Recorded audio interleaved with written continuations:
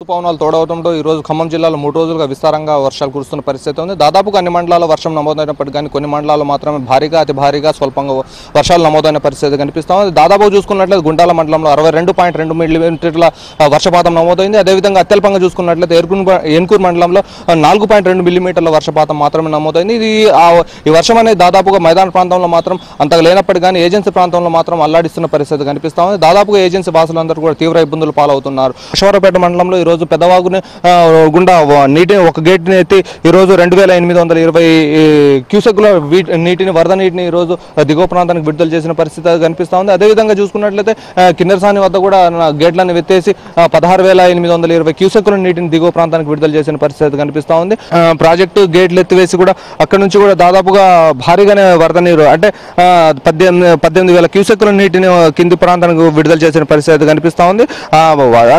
బంగాళాఖాతంలో ఏర్పడిన వాయుగుండం కారణంగా ఎగువనున్న ఛత్తీస్గఢ్లో విస్తారంగా వర్షాలు కురుస్తున్న పరిస్థితి కూడా మనం గమనిస్తూ ఉన్నాం. అయితే ఇప్పుడు గమనిస్తున్న ఆ ప్రాంతాలన్నీ కూడా వాగులన్నీ పొంగి ప్రవహిస్తుండటంతో అదే వాగులన్నీ కూడా చర్ల మండలంలోని పెద్ద మిడిసిలేర్లు తాలిపేరు ప్రాజెక్టులోకి భారీగా వరద నీరు చేరింది. అదే ప్రాజెక్టులోకి దాదాపుగా 20 గేట్లు ఉండగా 7 గేట్లను ఎత్తి 4 అడుగుల మేర ఎత్తితే కానీ 18,396 క్యూసెక్కుల నీటిని దిగువనున్న గోదావరికి విడుదల చేయలేని పరిస్థితి వచ్చింది. అయితే ప్రస్తుతం రిజర్వాయర్లలో 73.40 మీటర్ల నీటి మట్టం ఉందని అధికారులు తెలుపుతున్న పరిస్థితి ఉంది. అదేవిధంగా ఎగువ నుంచి ఇన్ఫ్లో పెరిగితే మరిన్ని గేట్లు ఎత్తి నీటిని గోదావరిలోకి విడుదల చేస్తామని చెప్పేసి అధికారులు అంటున్న పరిస్థితి అయితే ఉంది. ఎప్పటికప్పుడు అక్కడ స్థానికంగానే ఉండి ఇరిగేషన్ అధికారులు కూడా పర్యవేక్షిస్తున్న పరిస్థితి కనిపిస్తూ ఉంది. అదేవిధంగా ఈ పెద్దవాగుని విడుదల చేయడంతో అక్కడ ఉన్న స్థానికంగా ఉన్న ఎగువ ప్రాంతాలైన అనంతారం గుబ్బలమంగంలో విస్తారంగా వర్షాలు కురుస్తుండటంతో కాలువలు వాగులు వంకలు కూడా భారీగా పొంగిపొర్లుతున్నాయి. దీంతో ప్రాజెక్టులోకి భారీగా కూడా వరద నీరు చేరుతుంది. అది ప్రాజెక్టు సామర్థ్యం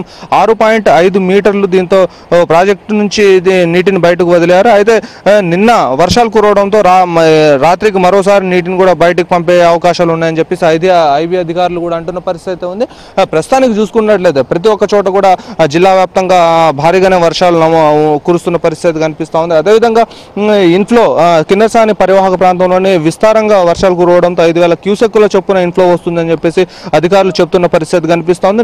ప్రాజెక్టు నీటి మట్టం 406.60 అడుగులు కాగా చేరడంతో 4 గేట్లను ఎత్తి నీటిని విడుదల చేశారు. అయితే లోతట్టు ప్రాంతాల ప్రజలకు హెచ్చరికలు కూడా జారీ చేసి పరివాహక ప్రాంతంలోని వాగులు దాటవద్దని ముందస్తుగా గ్రామాల్లోని అధికారులకు చాటింపు కూడా వేయించి ప్రాజెక్టు వద్ద పరిస్థితిని ఐబీ అధికారులందరూ కూడా పరీక్షిస్తున్న పరిస్థితి కనిపిస్తూ ఉంది. అయితే సగటున చూసుకుంటే జిల్లా వ్యాప్తంగా కూడా 2.6 సెంటీమీటర్ల వర్షం అనేది కూడా నమోదైనట్టుగా స్పష్టం అవుతా ఉంది. అదేవిధంగా జిల్లాలో ప్రతి ఒక్క ఏజెన్సీ మండలంలోని గుండాల మండలంలో దాదాపుగా జిల్లేడు కిన్నెరసాని మల్లన్న వాగులు పొంగి పొరడంతో 40 గ్రామాల రాకపోకలు కూడా నిలిచిపోయిన పరిస్థితి కనిపిస్తూ ఉంది. ఇప్పటి వరకు చూసుకుంటే జిల్లాలో 12 మండలాల్లో సాధారణ వర్షపాతం, అదేవిధంగా 19 మండలాల్లో సాధారణానికి మించి, అదేవిధంగా 9 మండలాల్లో భారీ వర్షపాతం, అదేవిధంగా ఒక మండలంలో అతి భారీ వర్షం అనేది నమోదైనట్టు స్పష్టం అవుతా ఉంది. చుట్టుపక్కల ఎక్కడెక్కడైతే చెరువులు ఉన్నాయో ఈరోజు మిషన్ కాకతీయ కింద కూడా ఈరోజు ఎన్ని చెరువులు అయితే ఉన్నాయో ఆ చెరువులను కూడా నిండుకుండని తలపించి ఈరోజు దాని పరివాహక ప్రాంతంలో పండిస్తున్న ఖరీఫ్ పంటలకు ఎంతో ఆశాజనకంగా నీరందించే విధంగా ఈరోజు